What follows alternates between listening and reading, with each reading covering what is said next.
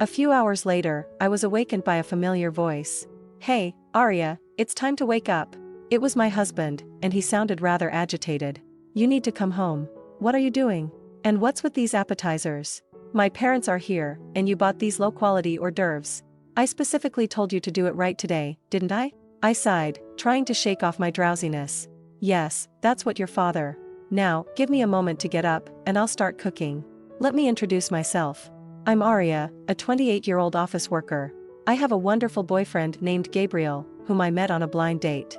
He swept me off my feet with his kindness and sense of humor, and it didn't take long for me to fall head over heels for him. About a year into our relationship, he popped the question, and without a doubt, I said yes. The prospect of marrying the man I loved brought me immense joy. Both my parents and his were thrilled for us and congratulated us on our impending marriage. His parents were just as warm and kind as mine, and I knew we were destined for a happy married life together. The wedding and honeymoon went off without a hitch, and we embarked on this new journey of our lives. I was genuinely content and relished every moment with my husband. Then came the news of my pregnancy. It was yet another momentous occasion that filled my heart with joy. I couldn't have been happier. My husband shared in my excitement and vowed to work even harder to support our growing family. However, I soon realized he had a different idea of what working harder meant. Despite my struggles with morning sickness, he began putting in long hours of overtime in a bid to boost our income. I was filled with anxiety during my first pregnancy, and I earnestly hoped that my husband could come home early when possible. However, it was challenging to broach this subject with him, given his dedicated work for both me and our impending baby. After about 6 months, when I found myself in a more stable period of my pregnancy, I made the decision to take a combination of paid and maternity leave, granting myself a respite from work. To my surprise, my husband seemed to interpret this differently. He appeared to think that I was simply idle at home, not contributing to household chores. Initially, when we first got married, we both shared housework responsibilities, even when we were both working. Additionally, when I became pregnant, he willingly took on more of the household duties out of concern for my health. However, over time, as his workload increased, he gradually reduced his contributions to housework, leaving me to shoulder the responsibilities alone. This mounting stress eventually led to a confrontation between us one day. As he returned home earlier than usual, I greeted him, saying, "Oh, welcome back. You're home early today." He responded with frustration, asking about dinner plans. I replied, "I'm sorry, but I'm not feeling well, so I decided to rest. I was planning to start cooking soon." He retorted, "Well, you're at home all day, so why isn't there anything to eat?" Taken aback, I defended myself, "I'm doing my best, and remember, I'm taking time off because I'm pregnant and not feeling well. Can't you understand that?" He countered, "Are you implying this is my fault? Don't blame me for your own shortcomings." I clarified, "I'm not blaming you, I'm merely expressing that we are a team, and we should support each other. What I need from you right now is not for you to work as hard as you do. I need your presence and help with household tasks as much as possible. In essence, you're suggesting I want to avoid responsibilities. Is that it? Because if I stay home all the time and rely on you for all the housework, you see it as slacking off, correct?" My husband seemed frustrated and responded, "That's enough. I'm considering having the baby at home." Perplexed, I inquired, "What do you mean?" He explained, I'm thinking about going back to my parents' home for a while. I won't return until after the baby is born." When I expressed this plan, my husband replied, "Oh, really? Do whatever you want," and he stormed out of the house. I felt a deep sadness, wondering how our relationship had deteriorated to this point. Alone at home, I cried and questioned whether I could find happiness in this situation.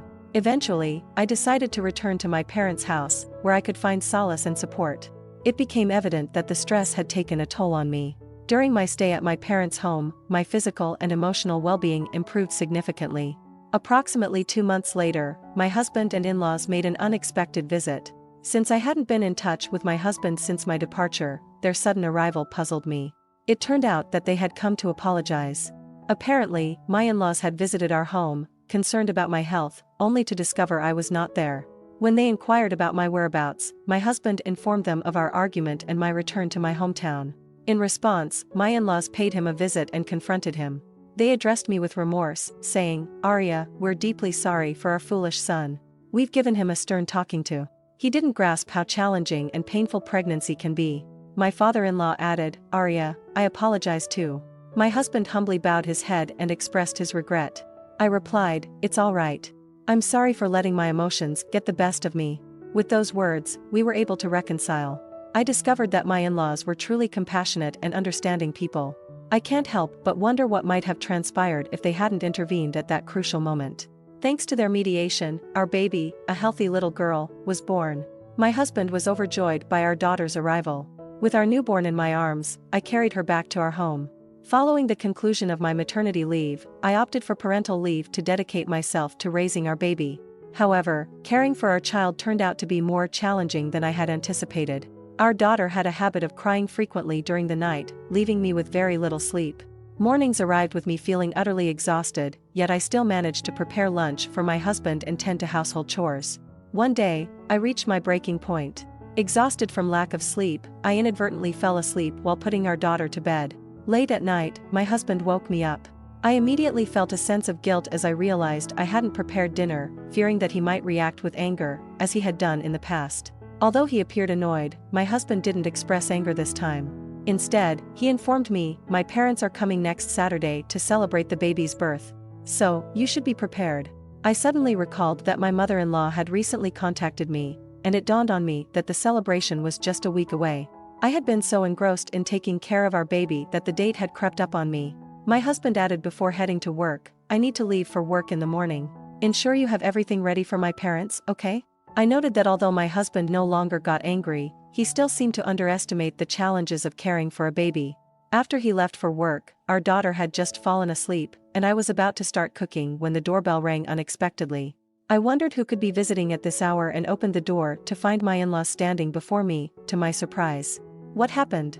Weren't you supposed to come over this afternoon?" I asked with surprise. My mother-in-law responded kindly, "I'm sorry for dropping by unexpectedly. I thought you must be working hard to prepare a feast, so I brought some appetizers. Look, Gabriel picked them out for you." Gratefully, I replied, "Oh, really? Thank you." However, the doorbell ringing seemed to have awakened my daughter, and she began to cry. Worried, my mother-in-law exclaimed, "Oh my God, I'm so sorry we woke her up, Arya. Does she cry a lot at night?" Surprised by her knowledge, I replied, "How did you know?" "Gabriel used to cry a lot too, so I thought maybe she takes after him." Then, she added, "Arya, you haven't had much sleep, have you?" Before I could answer, my father-in-law chimed in, "I'll take care of her. You rest for a bit. Get some sleep. I'll go grab the liquor and other drinks. Just let us know if you need anything else." Thanking them, I decided to heed their advice and lay down on the couch to catch up on some much-needed rest. A few hours later, I was awakened by my husband's voice. "Hey, Arya. Wake up. Welcome home," he said. Confused, I asked, "What are you doing?" He seemed agitated and responded, "What am I doing? What are these appetizers?" "My parents are here, and you bought these cheap appetizers. I told you to behave today." I tried to explain, "Oh, those are..." But before I could finish, my father-in-law's loud voice interrupted me, "Hey, what are you doing?" Apparently, he had just returned home, accompanied by my mother-in-law and our daughter, who had been out for a walk nervously. I greeted him, "Hi, Dad. Let me explain. I informed her that you were coming today, but she overslept and didn't even have a chance to cook. She attempted to compensate by purchasing these budget appetizers. I was planning to dispose of them and have Arya prepare something. These appetizers were selected by your father." He turned to me with a look of disbelief and asked, "What did you say?" "These are the hors d'oeuvres your father picked up for us. I've been trying to tell you." My husband's face went pale upon realizing his mistake, and my father-in-law, with an intimidating expression, approached him, saying, "I'm sorry I chose cheap hors d'oeuvres." My husband stammered, "No, it's just, But my father-in-law interrupted sharply, "What the hell is your problem? You don't care about Arya. I thought you had a change of heart after I scolded you before the baby was born. You haven't changed at all." "I'm sorry." At that moment, a message alert sounded from my husband's phone, which was on the dining room table. My mother-in-law, nearest to the phone, glanced at the screen and noticed a message from someone named Ruby. She inquired, "Gabriel, who is this Ruby?" My husband, caught off guard, replied, "Oh no, you forgot your cigarettes and lighter. Next time you come back, take them with you." She pressed further, "Gabriel, what is this? I thought you were going to work. Who is this woman, Ruby?" Realizing he couldn't evade the situation, my husband admitted to the affair, "Well, this is, I thought you were going to work." My father-in-law's anger erupted, and he confronted my husband, "You've got to be kidding me." My husband fell to his knees, tears streaming down his face, as he begged for forgiveness. He said, "It was just a moment of weakness. Please, forgive me." However, trust had been shattered, and I couldn't bear the pain any longer. I uttered, "I can't do this anymore. Please, let's get a divorce." To my surprise, my in-laws supported the decision, saying, "Of course, you should get a divorce. We're deeply sorry for all the trouble our foolish son has caused you." They offered their apologies. They took my husband with them and left the house, later returning with divorce papers. They explained that they had forced my husband to confess about the affair, revealing that the person he had been involved with was a junior employee from the same company. To my utter shock, I discovered that they had been having an affair while I was pregnant. They had been meeting in secret during that time, even though my husband wasn't working overtime as he claimed. Filled with a sense of betrayal, I decided to take legal action. I filed for alimony against both my husband and the person he had the affair with, as well as child support from my husband. With my in-laws present during negotiations, my husband ultimately couldn't refuse and agreed to my terms, leading to our divorce. My ex-husband faced harsh condemnation from his parents, who expressed their extreme disapproval of his actions. They imposed a life of constant scrutiny on him, monitoring his every move between work and home. Additionally, he made direct alimony payments to me, while my in-laws provided a substantial amount of child support. To make amends for his actions, my ex-husband began the process of repaying his parents gradually. They also took control of his finances, giving him a monthly allowance. It was undoubtedly a challenging and uncomfortable existence for him, but the consequences were the result of his choices. On the other hand, I returned to my parents' home, where I received their support to help me rebuild my life. I re-entered the workforce, determined to provide the best life possible for my daughter. She has thrived and brings me daily joy with her radiant smile.